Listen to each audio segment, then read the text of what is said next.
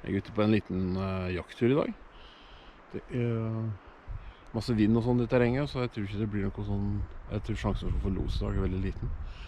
Men jeg tenkte jeg skulle benytte anledningen til å prate om en kniv.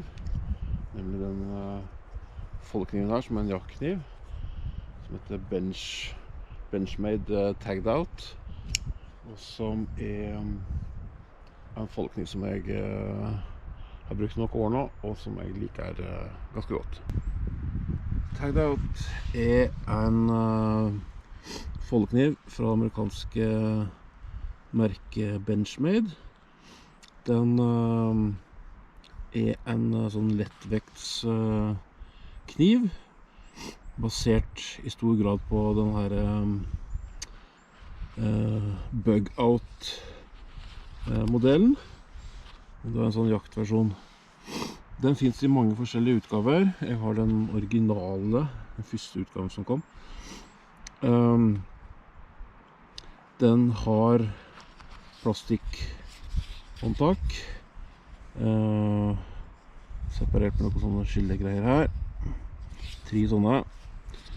Det er et blad her, med sånne clickpoint-blad, som er, ja, det skal stå her, men jeg tror ikke å se det, men det er, ja, det er en 154 der, men det er altså sånn et CPM 154, tror jeg det heter.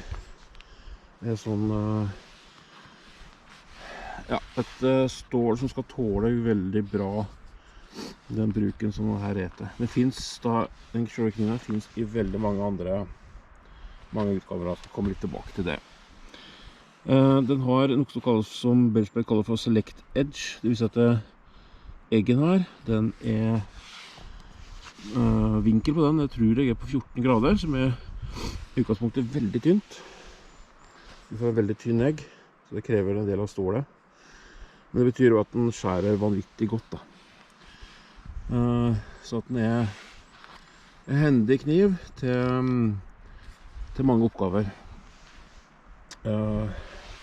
Den har, dette her er sånn Grivory håndtak, som er sånn der, jeg tror det er litt sånn glassfiberforsterket plastikk, som er ganske stivt.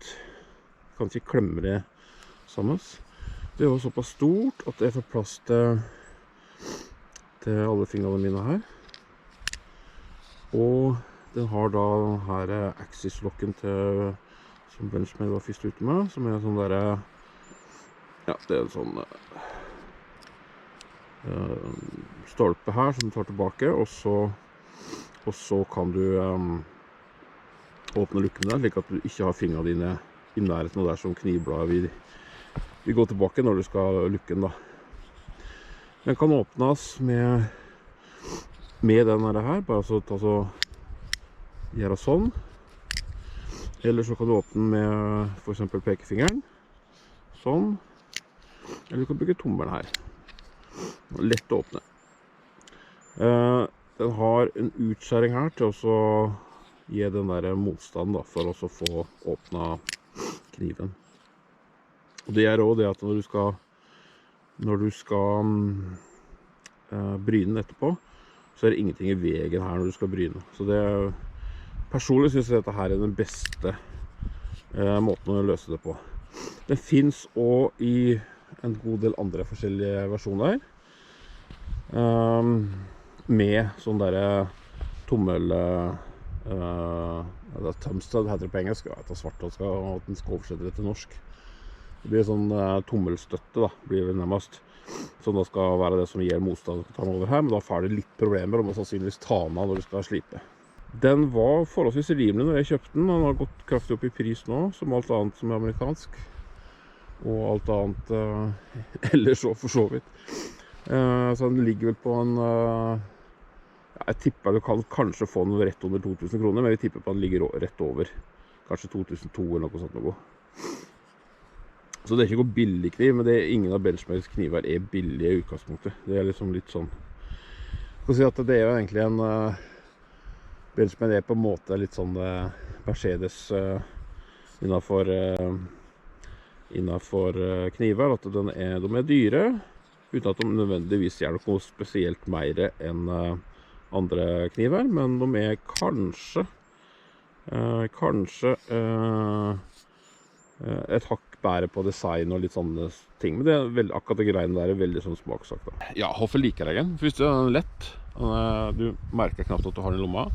Det en sånn, du kan også ha den i lommelinninga med denne her,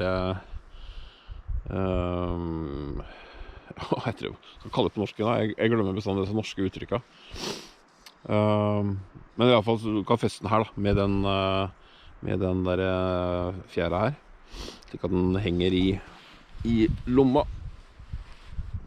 Nå har jeg selvfølgelig en ganske tjukk jaktbukse på meg med sånn lærkant, så den ikke så lett å få ned. Men den så lett at du kan nå ha den i selve lomma, uten at den egentlig noe trøbbel med det. Den ganske tynn. Det ikke snakk om så veldig mange millimeter tjukkelse på det bladet. Så det betyr at den jo nydelig som en turkniv, der du skal for eksempel gjøre opp fisk, du skal skjære opp brød eller mat å ha med deg eller sånne ting. I hvert fall for lommekon som fremdeles ikke bare bruker sånn real turmat-type eller tørr frysetørka mat. Jeg bruker den faktisk en god del på kjøkkenet. Fint å skjære opp frukt og grønnsaker og slikt noe. God på tomater og slikt for eksempel. Tomater jo notorisk krevende å skjære opp, spør du meg, for at skinnet der ganske hardt. Men den her skjærer igjennom ganske greit. Jeg tror egentlig det her stålet her, det jo det ikke det vanlige stålet som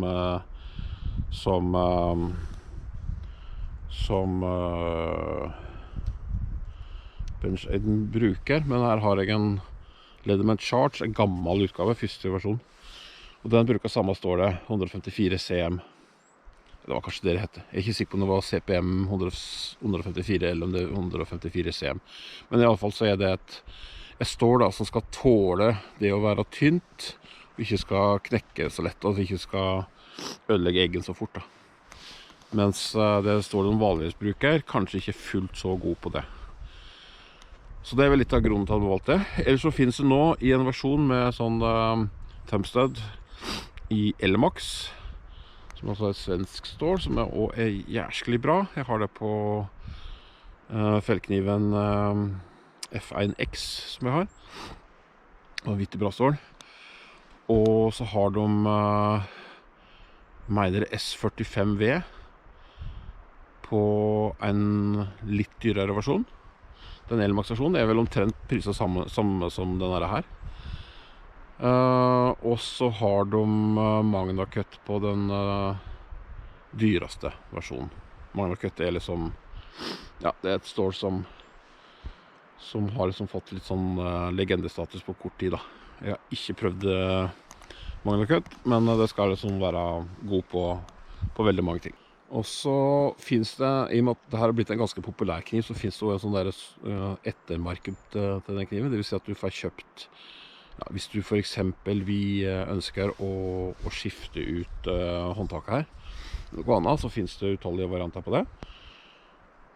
Så finnes det også, ja, du kan skifte ut disse greiene her, og den saken der, og alt mulig sånne ting. Men uansett så, i og med at det en populær kniv da, så har du sånne muligheter også. Uansett, en kniv som kan anbefales, kanskje ikke sånn, kanskje ikke en sånn der oransje farge din greie, da finnes det en god del andre versjoner som nevnt.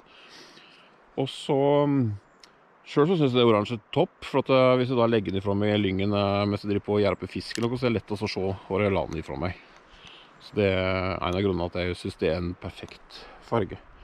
Så en ganske åpen, så at jeg kan lett regnjern da. Og så lett også å ha med seg enten i ryggsekken eller i lomma. Om det da på fiskevesten, eller i bukselomma, eller jakkelomma, eller i en lomme på sekken.